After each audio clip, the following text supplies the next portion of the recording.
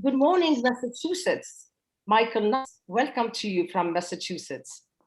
Good afternoon, early afternoon to Burton-on-Trent in England, where the Right Honourable Tobias Ellwood is joining us from. Had some technical issues, but he is with us for the whole hour. And then we have a good afternoon, Erbil.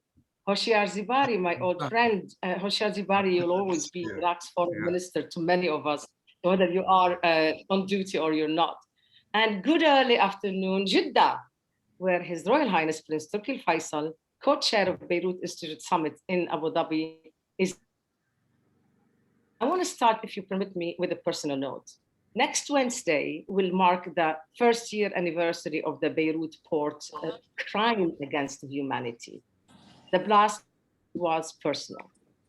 An atomic bomb, literally, came into my living room and devastated my whole home. Everything is gone. Friends died. It's been devastating to too many people. I want to thank the people of the village where now I live and heal the beautiful town of Batroun. I want to thank the Khoury family who me as family in the family hotel where these e-policy circles have been coming from. I want to thank God for keeping me sane and for giving me the energy to go forward. Demand international help to accomplish accountability, not immunity, ending impunity, not only for those behind the blast itself, but for the whole political cartel destroying the Lebanese people and such a beautiful country. May they all deserve what they're invested in, which is not. Thank you for tolerating my personal note here. And I want to go back to the e-policy circle. I'm very proud to have such a fantastic cast. This is our 40th e-policy over a year. We hosted 133 policymakers from 33 countries, presidents, generals, ministers, innovators, think tankers, economists, designers, you name it. We, thank God, succeeded in expanding the family of Beirut Institute Summit in Abu Dhabi. We were able to convene the best minds to contemplate creatively and constructively on the theme of the 4th edition of Beirut Institute Summit in Abu Dhabi, which is Stability Redefined, Who Authors the Future? This geopolitical conversation, both at the actual summit and online, would not have been possible without the support of the host country, the UAE, and without you, Prince Turki al-Faisal. The 40th e-policy circle concludes the spring-summer season. We and God willing, to resume the e-policy circles, this virtual conversation in mid-September. But our target, God permitting, is to convene in Abu Dhabi, March 12 and 13 for our 4th edition of the summit. To our online community, thank you for your incredible support. To the host country, grateful that you stayed with us through thick and thin. Thank you. And to you, and believer in the mission of this indigenous think tank, I can say proudly, together we made it. We are now a global brand. Beirut Institute is now highly respected and influential as a global think tank. Thanks in no small measure to Abu Dhabi and to you, dear Prince Turki. So now over to you. You get 5 minutes, one as co-chair of Beirut Institute Summit in Abu Dhabi, and then to our distinguished other guests, they all get 4 strict minutes to open the conversation. And will be another fabulous conversation. Prince Turki, to you. Thank you very much, Raghida. Well, first of all, on Lebanon, of course, we're all heartbroken by what's happening in Lebanon. My late father used to call Lebanon the lungs of the Arab world. Unfortunately, those lungs obviously have contracted corona now. And it is a pity and condolences to all Lebanese for what is happening there and the suffering that they're going through. On other issues, Afghanistan, of course, is in the news now.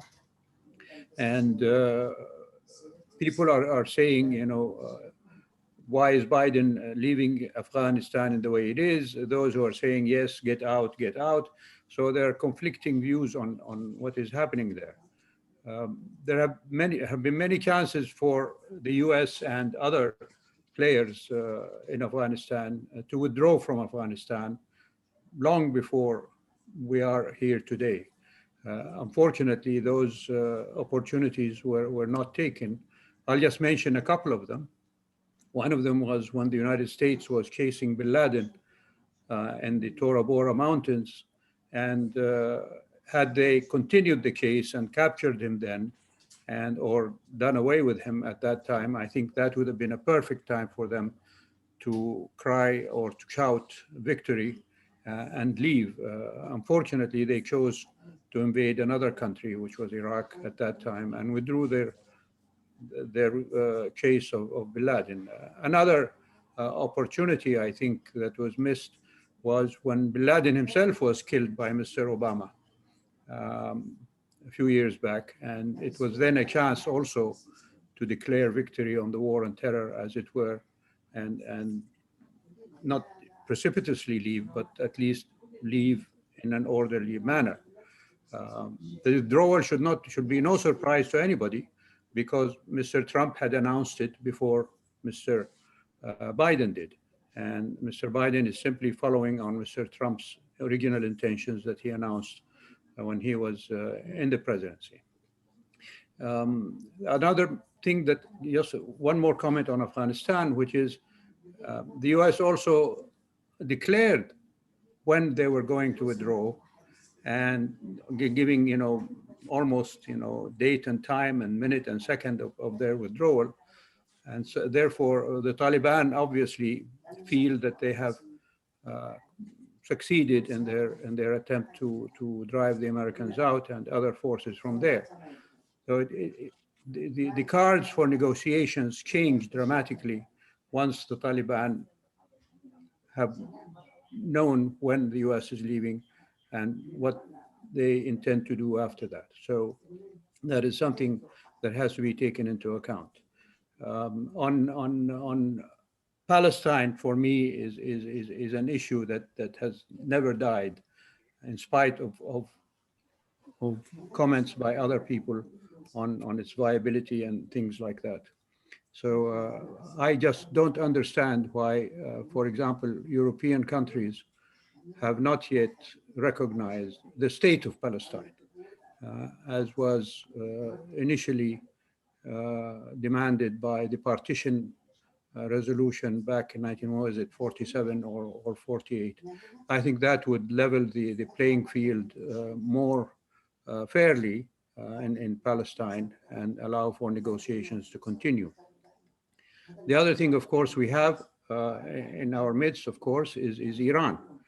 And the JCPOA, as we've seen, I don't know if it's going to come through natural birth or cesarean operation, but definitely from Saudi Arabia's point of view, it is going to be whatever comes out, whether natural birth or cesarean operation, is going to be malformed and missing important elements from it, which is Iran's conduct in our midst, and also Iran's extraterritorial ambitions, not just on the Arab world, but also, as we've seen now, they've announced that they're establishing Hashd al-Sha'bi in Afghanistan. So these are things I think that deserve attention. On terrorism in general, I think that is an issue that will continue with us, unfortunately, because that's the nature of the beast, as it were. So we have to continue to be, on our toes and on our guard to prevent the terrorists from reclaiming or achieving any of their intentions and so on. And as we continue to talk, of course, I'm sure others will contribute, and I will come back to some of these points if you don't mind. Oh, one thing, yes. Tunis, and also in the news these days, I'm not surprised of what has happened in Tunis. There are two directions in Tunis at the moment. One is gearing towards Muslim Brotherhood authority, and the other one is gearing towards Tunis as we in the Arab world know it, as being inclusive and a Mediterranean country with people who are very, very sound and contributive, not only to their people, but also to humanity. So that is where I think the kingdom stands in support of Tunis. I hope I kept to my 4 minutes. Thank you very much, Prince Turki. You did. You still have 1 minute for Beirut Institute as co-chair. If you want to use it now or later, it's up to you. Okay, I'll take it later. Yeah. Okay, very good. And also later on, Prince Turki al-Faisal, we want to hear more about what's going on in the conversation or the lack thereof of the continued between Saudi Arabia and definitely we will speak a lot about Iraq. But for now, I'm going to give the 4 minutes to Tobias Ellwood. Hello, Tobias, and thank you very much for moving quickly to join us. I know it's been technically a bit challenging, but you look good from wherever you are. Please, 4 minutes here. Well, thank you so much. It's a real pleasure to join this distinguished panel, and I apologize for my location. That old challenge that we have with the internet. I'm now sitting in a cow field in the middle of nowhere in Staffordshire. If I move, it's because the farmer has lifted my car up and towed me away. But hopefully things will work. But a real pleasure to follow His Royal Highness Prince Turki. I pose a question to everybody who's listening. Do you think the world will be more stable or less stable over the next 5 years? It's a question that I posed to my own Prime Minister, to our National Security Advisor, to our Defense Secretary, and the answer is consistent. Everybody is concerned about where our world is going. There's the rise of big authoritarian powers. Countries are rearming themselves. There's the 1930s feel to the world as we see it today. And not only that, you have the addition of climate change and all the challenges that poses. And on top of that, you have the West as a collective identity becoming too risk averse, losing what we believe in, what we stand for, what we're willing to defend. And if ever there was an example of that, it's in Afghanistan. 20 years, we now depart, effectively ceding the country, handing it back to the very insurgency that we went in to defeat in the first place. What does victory look like? What was it supposed to look like? It was never really clear. What's clear to me is that you can never beat an insurgency by military means alone. We learned that in Northern Ireland. And what we see in Afghanistan is a litany of failures which the West must learn. Not only the West must learn, but we must seek advice with our Muslim friends as to how to manage situations as we saw in Afghanistan, which are very much tied up with religious ethos, to be able to better understand how we can move a nation forward. There are some schoolboy errors as to why Afghanistan went wrong. I offer three. Firstly, is the fact that we denied the Taliban a place at the table back in 2001. They asked to join the Bonn Accord discussions. And it was Donald Rumsfeld that said, no, we're the winners, you guys stay out. Now, perhaps it's because of who the Taliban were that we said, no, thank you. But imagine how different life would have been had they been at the table back in those early days. The second was that we didn't build an indigenous security force for 5 years. From 2001 to 2005, very little happened to actually get the Afghans to run their own security and then start building their own governance. We introduced Western values, Western structures. You know, the idea that you could have parliamentarians and so forth. The parliamentarians that I met who represented Helmand never went to Helmand because they didn't feel secure enough. We didn't understand the identity of what Afghanistan is about, the tribal constructs, the history itself. Britain, of all countries, should have appreciated that. And then the third issue is that the West got too confident and too cocky. And His Royal Highness Prince Turki touched on it. in 2003, just 2 years into Afghanistan, the West, America, led by America, went into Iraq quite unnecessarily. And then soon we went from being liberators to being occupiers there. And we were simply overstretched. The United Kingdom abandoned Iraq eventually, focusing only on Afghanistan. And now we have abandoned Afghanistan as well. And I think what's happened with Afghanistan, the fact that we are departing, retreating in this way, is actually, it's killing off the assumption that the Western military might, led by the United States as an alliance, can actually intervene in any country in the world under the cause for common good. I don't think that will happen. I can't see my parliament wanting to advance troops or support some boots on the ground in another location because of our experience in Afghanistan and Iraq. And my concern is that we did not have the right policies. We allowed the military to advance too quickly. And I give the example of Germany after the Second World War. We didn't just depart after the war was ended and leave it to the fate of what would obviously have been the Iron Curtain moving far more to the west, bumping into France. We stayed committed to Germany. We have troops there today. Now look what's going to happen to Afghanistan now. Who are the neighbors? Iran, Pakistan, India, Russia, and China. This is a big, busy part of the real estate of the world. And that is a question for the West as to what happens next. To brief for the discussion, thank you so much, Tobias Ellwood. We're going to go to Hoshyar Zebari for 4 minutes. Please, Hoshyar Zebari, the floor is yours.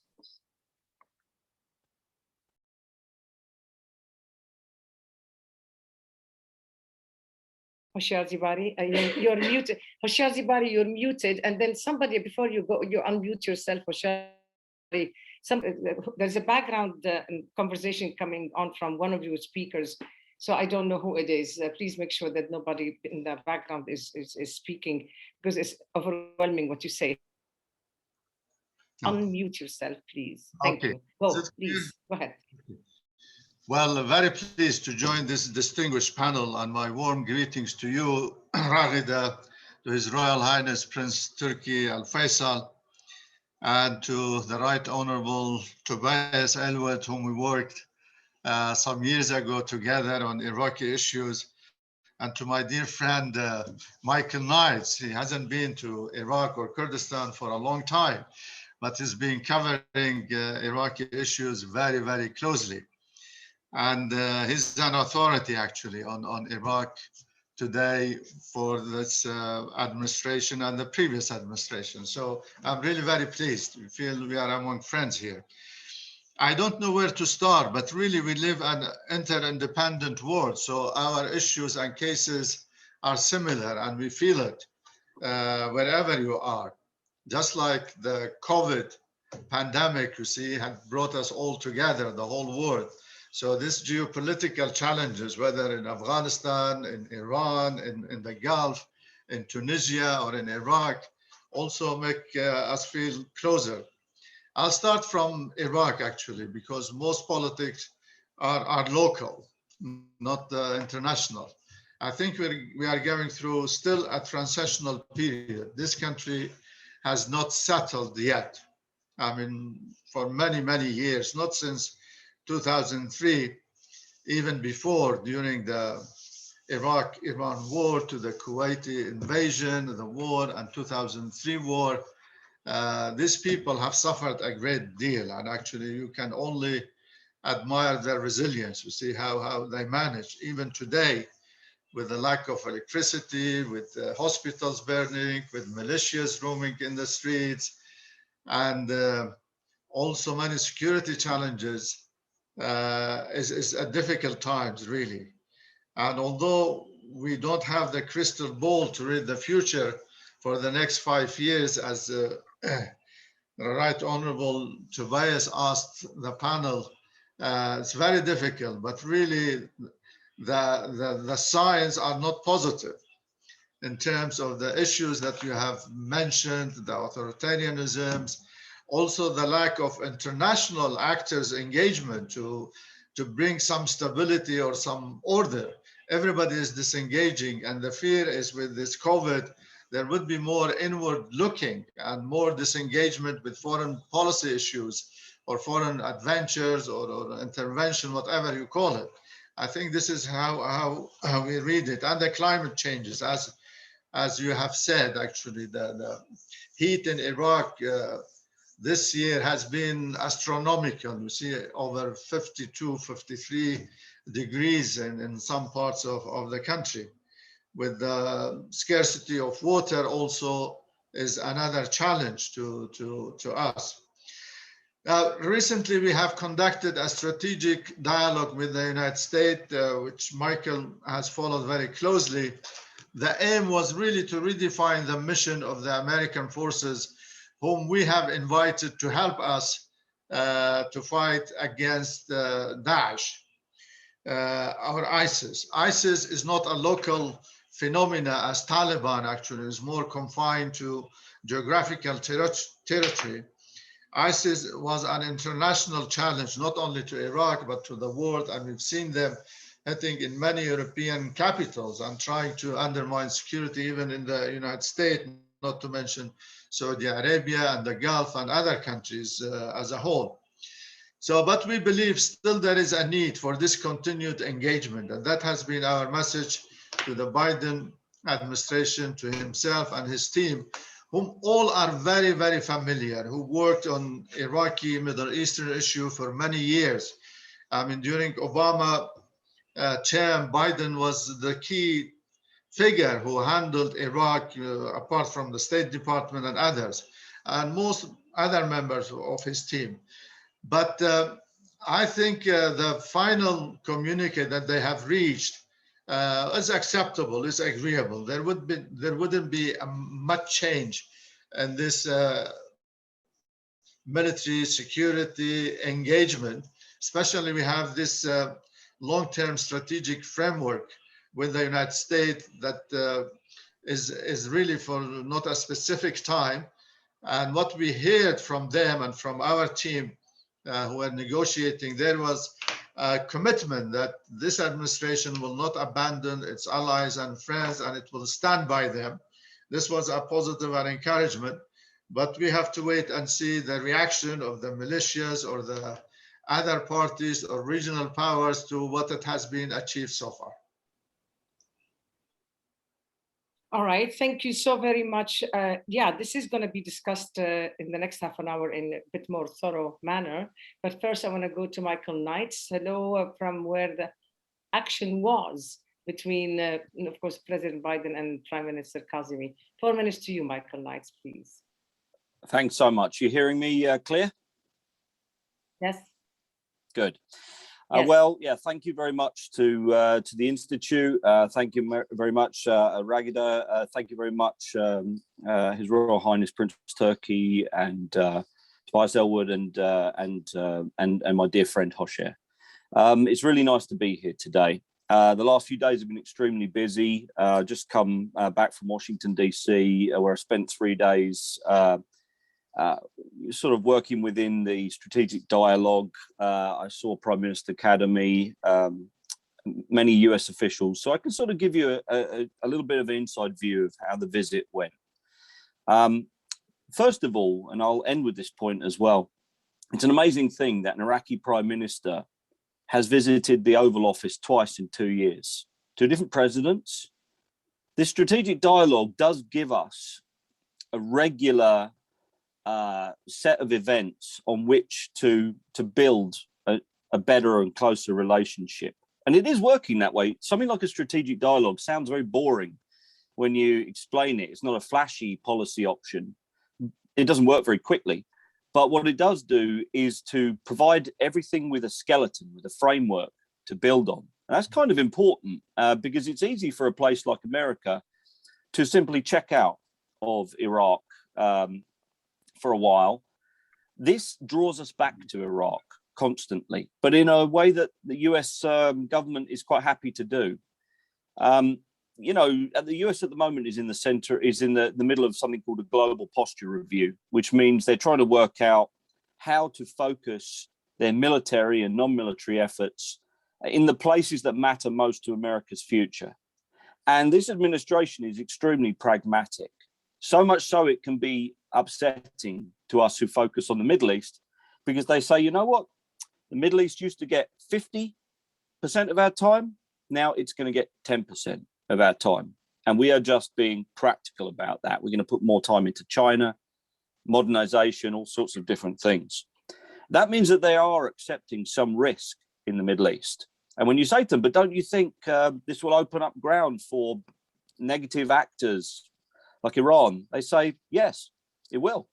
But, you know, we have to try and minimize the negative effects, because this is just something we have to do. We have to reassess what we're doing in the Middle East. What I like about the process so far is that Iraq has come out of it relatively well. There will be no US military withdrawal from Iraq. The phrase, it's good that the phrase has been used so much because everybody's mirroring it on the media, but it doesn't really mean anything. It is a recategorization of the role of US forces in Iraq from combat to non-combat. And the fact is, they were already non-combat. But if it helps to underline this every 6 months, then, you know, it starts to sort of slowly change the narrative in DC. So it's not a forever war anymore. It's just support to a country, like the way we would give support to Korea or Japan or Germany. And it changes the narrative slowly inside Iraq. And, you know, it's very clear the militias in Iraq, they need to have US enemy. So they're not going to give up. They're not going to stop attacking. We know that. But what they can do is to attack less often and less steadily way. So I see I'm getting the hook to come off, but I'll just finish by saying that there's been quite encouraging reaction from Iraq. You know, Muqtada al-Sadr threw in his comments straight away supporting strategic dialogue. So did many of the other moderate blocs, the Kurds, and even the Fatah coalition, you know, which is the closest to Iran. So it's sort of isolated the militias. They will keep firing rockets and drones at the US in Iraq, at the Iraqi government, at Saudi Arabia from Iraq, but they're getting increasingly isolated. Whereas the US-Iraq relationship is continuing, I think, to get stronger. The Biden people like this mission in Iraq, and they like Iraq because they know Iraq so well, and they started this military engagement with Iraq, not George Bush, but them back in 2014. So I will, I'll end there, but I'll say, you know, the Middle East might have lost a bit in this US rebalancing, but Iraq hasn't. Iraq's actually done pretty well. Well, let's unpack this a little bit. Let's see if they really haven't lost or they have.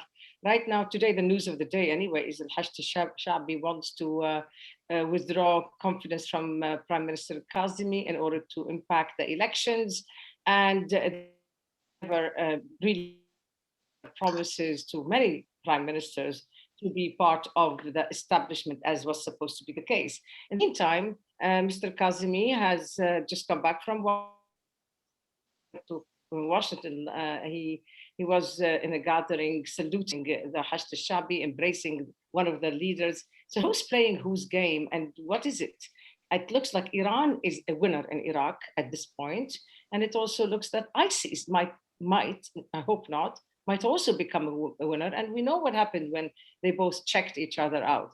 So let me just go backward now and start with, probably I'll start with Hoshyar, since this is your thing, and then I'll go to the others. Hoshyar Zebari, please. Well, really, Raghida, I think you always ask provocative questions. You see, that's your nature, which is helpful to draw people more into discussion and to give you more informations or secrets. I think the main winner in this discussions is Iraq and US relation. Actually, there was a reaffirmation of commitment, not only on the military side, but on many other aspects. This strategic framework agreement, which I had the honor to negotiate it with the then Bush administration in 2008, is a very wide-ranging. Unfortunately, Iraq has not benefited from all the opportunities that the US has offered Iraq at the time, but still is there and it's been revived. I agree with everything Michael has said actually about the significance of this visit and the timing. But the main winner is Iraq, actually. Iran has an influence. Iran has an interest. Iran doesn't hide it at all, that they have a vested interest in Iraq. And if they could, they would make it part of the Islamic Republic. So nobody has any illusion about that, and have done a great deal of work over the years in order to penetrate the state apparatus, the security, the economy, the many other parts. But there is also resistance, Iraqi nationalist resistance, you see, to be Iraqis, not to be Lakias to Iran. We've seen that ongoing, that struggle, but still it's not settled. Of course, the Iranian watch Iraq very closely as they watch Afghanistan. The development in Afghanistan is not happy news to them, actually. Recently, I was in Iran, not a long time ago, and it was very clear they are nervous, they are not comfortable about the US leaving Afghanistan and Taliban to take over on their border. And as Prince Turki mentioned, actually, a very important development, they already started establishing HRH Zebari there. This is an indication that they are not comfortable with this development and so on. As for the militia, they try to... HRH Zebari, is this going to impact the of Iran, especially during the presidency of Raisi? Will it influence their aid, their support, their embrace of al-Hashd al-Sha'b al-Iraqi? What you and Prince Turki just said, the fact that they have to look towards Taliban in Afghanistan. Just can you address this issue of al-Hashd al-Sha'b al-Iraqi and are stronger now with the Americans going out or weaker? Hoshyar, quickly, very quick answer on this so that I go to the others, please. Well, Michael is the expert on the Hashd al-Sha'bi, to be honest with you. He has the best data and information. And they're trying to undermine Kazemi and any Iraqi government and to create a parallel security or a parallel state or a state within state, not only in the military field, in the economic field, in trade, in business, in well, everything you feel in all the areas. But still, they haven't had the complete control of the state, I would say. And Kazemi is trying to have a more independent policy. Yes, he attended their parade, but they have attacked him twice. They invaded the green zone twice, you see, in order to target him personally. And there are threats against him to cut his ears or to do this and that. So he's trying to balance his act, in fact, I mean, between them, and also to sell what he has achieved in Washington, that at least I have something, I have a timeline for the redeployment or transition of the US forces. Many people believe this will calm them down, but really, because they are not independent of their actions, so you have to watch their controller, you see, what will be their position, whether they are for some stability or they are for escalation. We will know that very closely after Kazemi come back. All right, very good. I will go back nights on this Hashd al-Sha'bi and the impact of the elections and the balancing act of Prime Minister Kazemi, which could be imbalancing if he goes on this way, it seems to so many observers. But let's go back to Prince Turki al-Faisal. Let me get a word from Tobias. Do you worry? I mean, you said you've been critical of this backup and go and been there and in a very clumsy way, as you said it in different words. So are you worried that Hashd al-Sha'bi will get control and strengthen the rule of Iran through Hashd al-Sha'bi of Iraq? Or do you feel that Iraq is out of the woods now and is able to really start the independence in a solid manner? No, I mean, I'm not so close to Iraqi affairs as some of our other distinguished guests, but from where I sit, it's another example of the West's advancement in stabilization and not completing the job.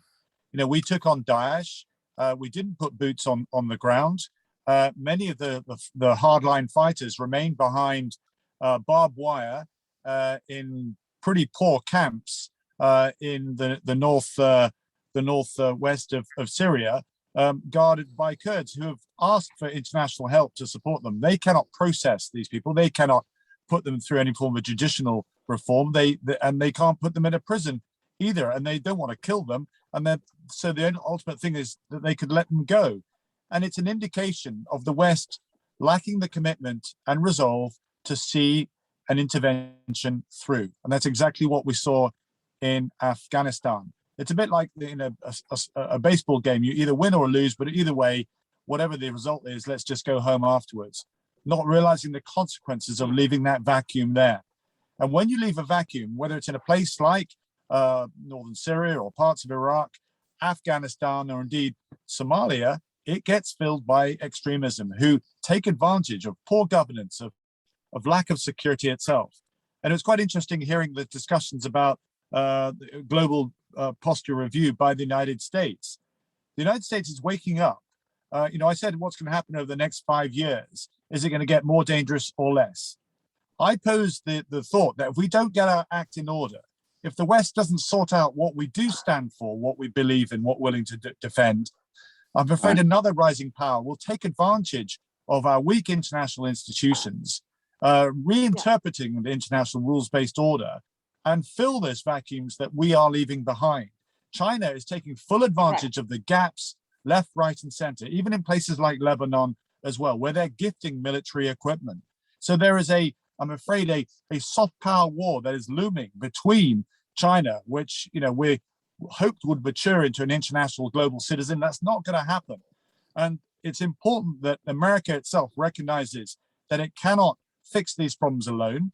We need a proper strategy, and that means working with allies in completing the job, whether it be in Iraq or indeed in Afghanistan. Let's just take Yemen. I just end with this. Let's say there's a political solution in Yemen. We managed to get people around the table, knock their heads together. Who would participate in a stabilization force? Would Britain put its hand up to put boots on the ground? We need to be more committed, more robust, not be scared to actually stay the course to advance some form of support of governance, which takes a decade. We talked about this forever war. It was called a good war at one point, but this was the West's fault. And until you learn the lessons of the West, and there's been no review in the United States, no review of lessons learned in the UK either, we're going to repeat the mistakes when we're tested again in the near future. Thank you very much. I will get Michael Knights to give me a little time. I'll come back to you because I want to benefit from your wisdom and your knowledge on Hashd al-Shaabi and Iran and the Biden administration's thinking in both Iraq and Afghanistan. But I want to go to Prince Turki al-Faisal now. Prince Turki, you put it to the table that the Iranians are interested in putting out or knitting Hashd al-Shaabi in Afghanistan. You are an authority on Afghanistan for many reasons, and you are, of course, interested in Iraq for multiple reasons. Address this point, if you would, that I put to you. I don't know if you agree with it or not, that Iran can manage probably in Afghanistan and can do much better in Iraq with its program, its projects for the region, particularly that the negotiations in Vienna regarding the JCPOA the negotiators have agreed not to address the issue of Iraq's regional behavior. So what do you see now happening in terms of Hashd al-Shaabi bil-Iraq, of Iran inside Iraq and beyond, and then connect it kindly to what you wanted to elaborate on what you said regarding Afghanistan. Thank you for giving me a few minutes to talk about this huge subject. Hashd al-Shaabi, of course, is a tool, as is Hezbollah, as are the Houthis, for Iran's ambitions, not just in our part of the world, but I think everywhere. Just as an example, drug smuggling, for example, Hezbollah is doing that from Latin America and bringing drugs not only to America and Europe, but also to the Middle East. So that's how far the Iranians are using the tools that they set up in countries. As far as Iraq is concerned, of course, we all want al-Kadhimi to succeed. Unfortunately, the Hashd al-Sha'bi continues to launch missiles at the protected areas of Baghdad, at the American embassy, whatever you want. So he has still not managed to make it into an Iraqi component of the security forces, although officially it is part of that Iraqi security forces. And this is what happens with every tool that Iran uses. The Hashd al-Sha'bi in Afghanistan is not going to be under the control either of the Taliban, if they ever succeed in controlling Kabul, or any form of government that succeeds the American and other withdrawals from Kabul. So we have to keep that in mind. As far as the kingdom is concerned, of course, it is not only the Houthis that we face with missiles lobbed at us and drones and so on, but also there are intelligence reports that, as Mr. Knight referred to, that from Iraq also there were attacks on Saudi Arabia. So this is how Iran operates. And for the life of me, I don't understand why not just the West, but the rest of us, the whole world, doesn't take them to account for that. Yeah, it's not just the West, it's the Russians and the Chinese as well. They're in the cahoots, if you like, of reestablishing Iran as a legitimate player in our part of the world, when everything it does in our part of the world is illegitimate. It doesn't deal with governments, it deals with paramilitary groups that are outside the control of governments.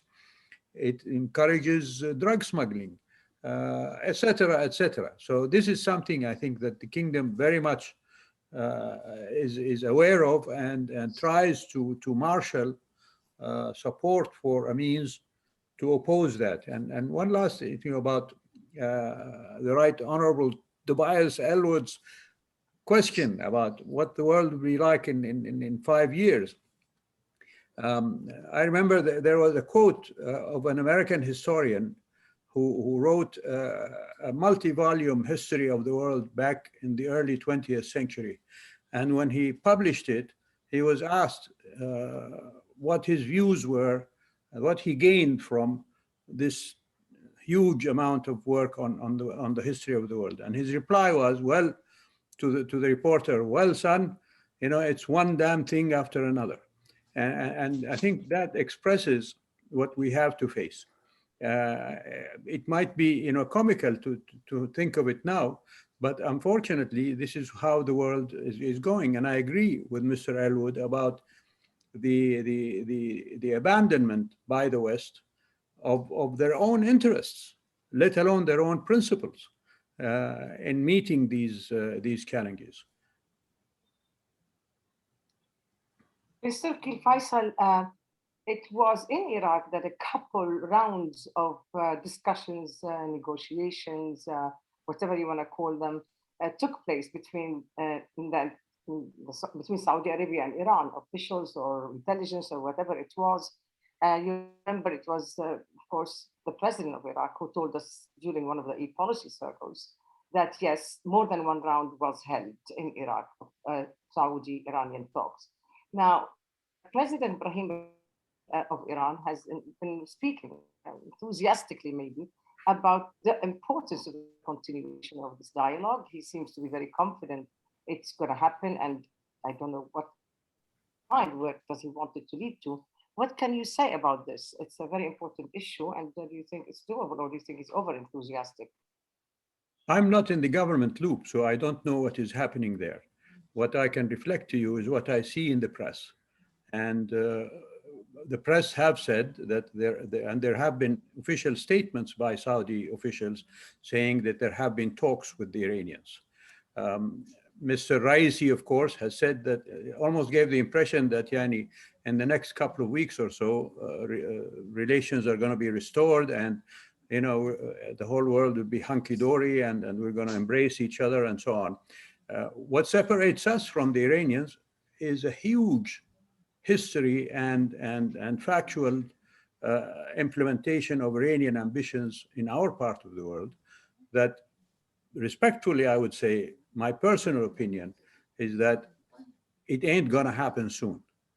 And if it ever does, because one example, the attack on the Saudi embassy in Tehran and the consulate in Mashhad. Not, the Iranians have not even offered an apology for that.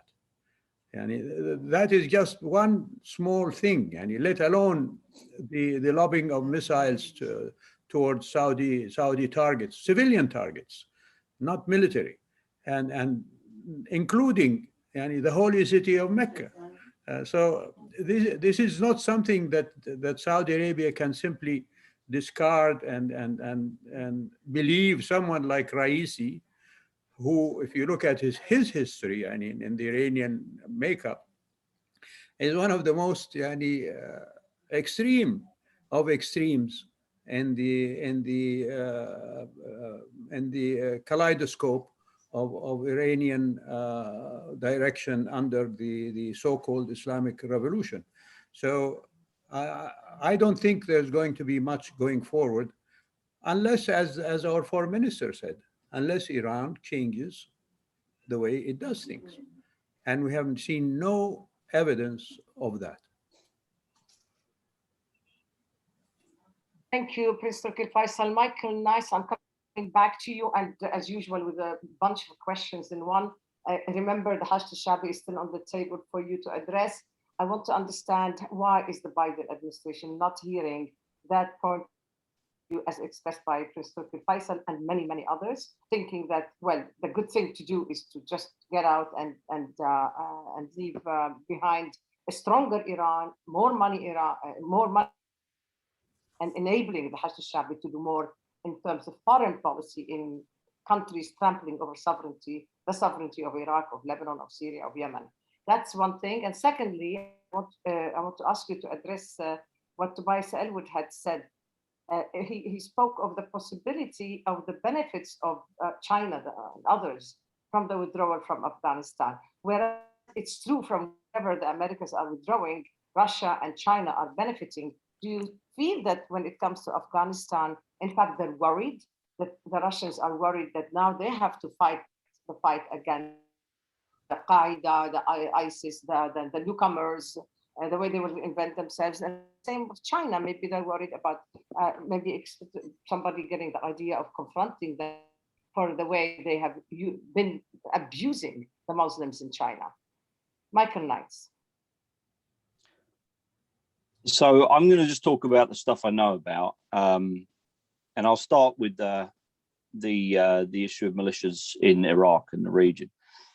So I never say Hoshyar Zebari, because I don't think everybody in the popular mobilization forces is Iranian backed. There are many elements that are not, and what we don't want to do is push them all together. So I say Faisal on groups or Mukawama instead, in the same way that I don't say Iranians when I'm talking about the actions of the Revolutionary Guard. I say Pastoran, because I want those people to know that we are the friends of the majority of the people in these countries. They're not our enemy. Our enemies are the Pastoran, the Faisal, and the Mukawama.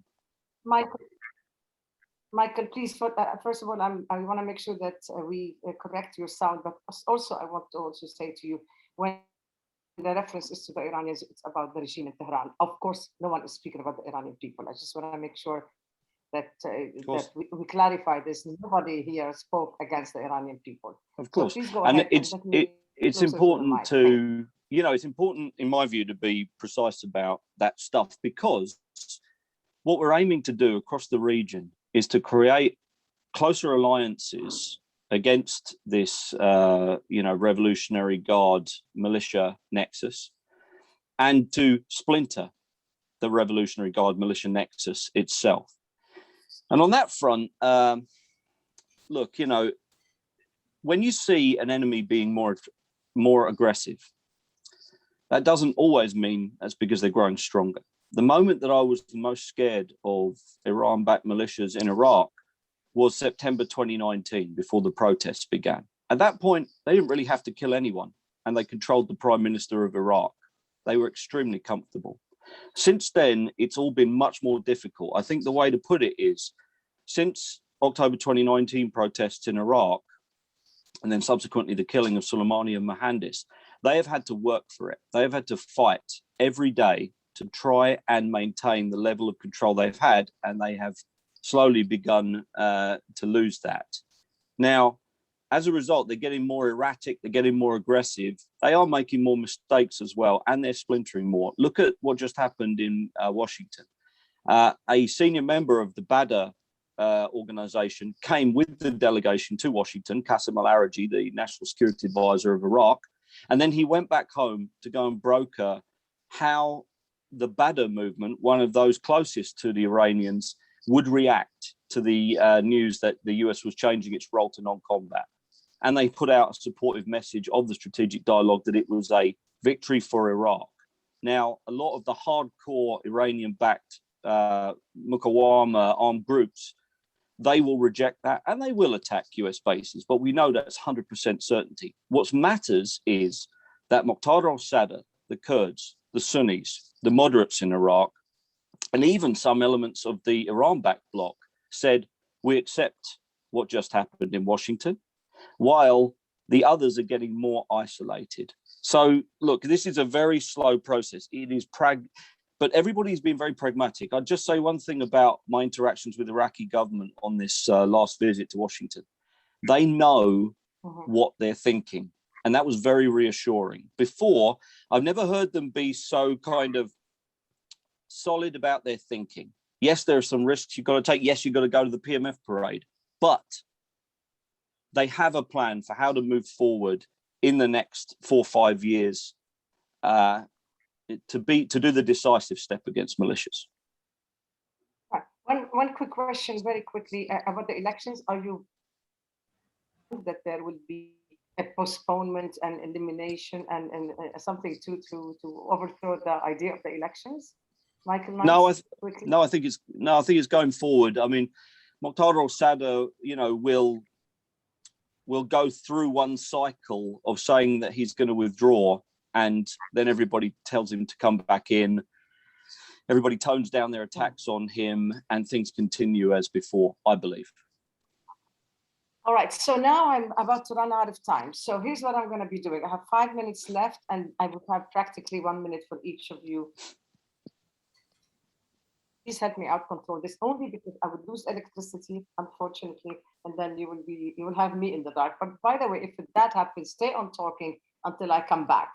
So in case there's no electricity, with each other, save the day, and I'll be back. And you're in control, Prince Turki, if that happens. So now let me go, to Hoshyar Zebari, because we have been talking about Iraq. And tell me just very quickly, whatever you want to conclude in 1 minute, especially if you would tell me how much do you differ with Prince Turki that obviously you have completely different points on the role of Iran in Iraq. No, I agree with Prince Turki, but we are closer to Iran than him, you see, sometimes. Well, not anymore, Mr. We are getting drones attacks, rocket also in Erbil, in many other places, and with daily threats and so on. I really agree with Prince Turki and his perspective on the regional role or of Iran in the region as such. But I think there are internal developments in Iran. I mean, the disturbances are really genuine and indigenous.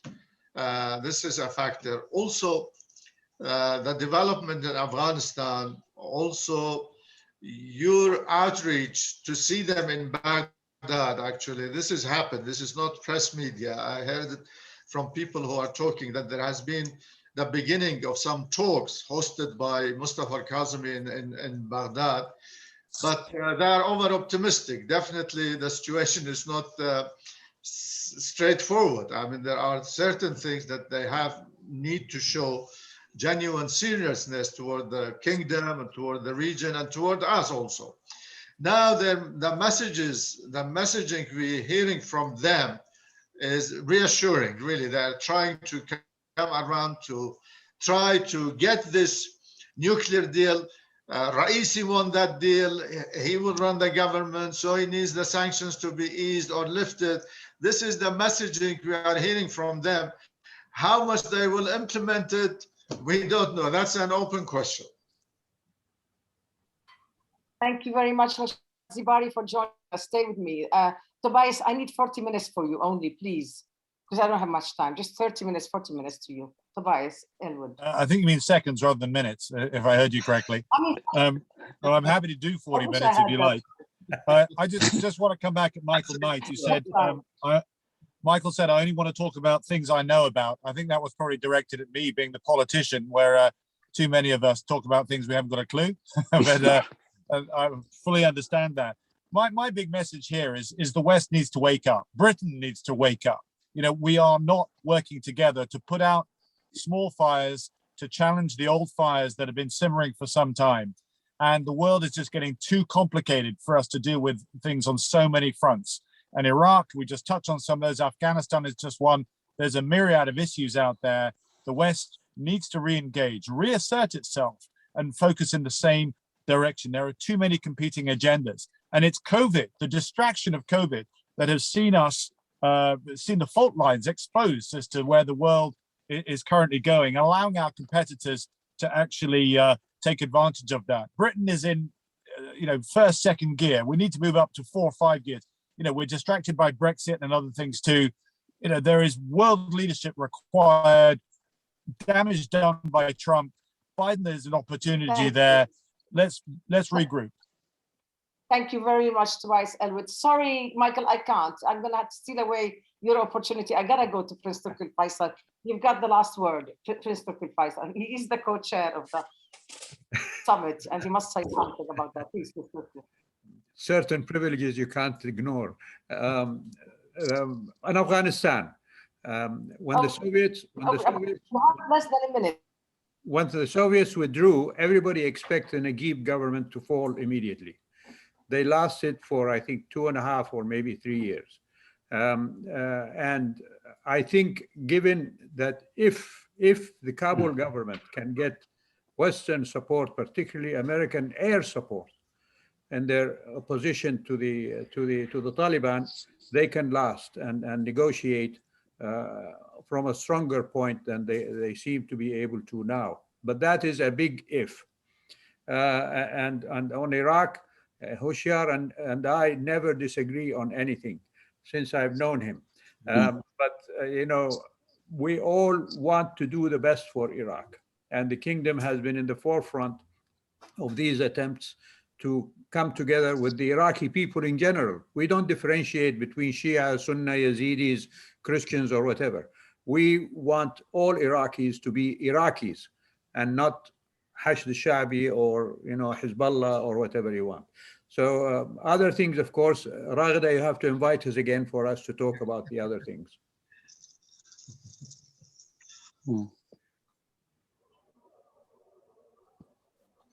Raghida, you're gone. Well, you want me to take over? The electricity. Thank you all. In Raghida's name, I say thank you as co-chair of the Beirut Institute. You've been most generous with your time and with your thoughts. And hopefully we'll meet in person next March, inshallah, in Abu Dhabi. And looking forward to that. Inshallah. Thank you very much. Thank you. Thank you.